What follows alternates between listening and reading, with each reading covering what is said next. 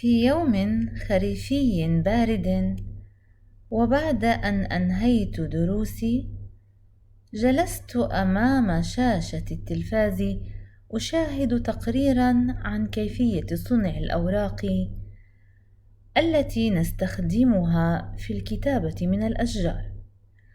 وصدمت بعدما علمت أن إنتاج طن من الورق يحتاج إلى اقتطاع 17 شجرة، ما يحمل صناعة الكتاب جزءاً من مسؤولية التغير المناخي وارتفاع درجات حرارة الأرض. ويقدر إنتاج العالم السنوي من الورق ب300 مليون طن، في حين أن 10% فقط من هذا الإنتاج يعاد تدويره. قضيت الليل كاملا أفكر: هل أصبح الإنسان يقتل الطبيعة لتحقيق أسمى ما يسمو إليه علما وثقافة وتواصلا كتابيا؟ كم من ورقة ترمى في سلة المهملات بعد استعمالها مرة واحدة بدلا من أن تتم الاستفادة منها مرارا.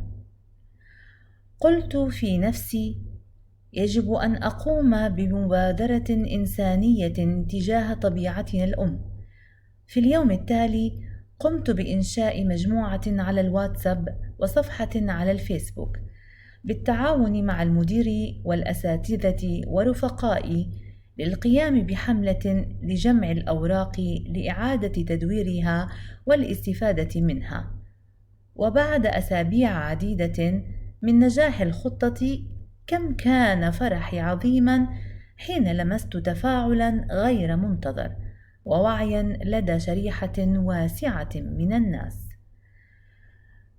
الأشجار مورد طبيعي ذو منافع كثيرة يجب الانتفاع منها من دون الإساءة إليها. ينبغي أن نتمتع بالحكمة والوعي للحد من استنزاف تلك الموارد، غير مكتفين بالكلام بل مبادرين بالأفعال للمحافظة على الموارد الطبيعية من خطر الزوال والعناية بها مثلما تعتني بنا دائما.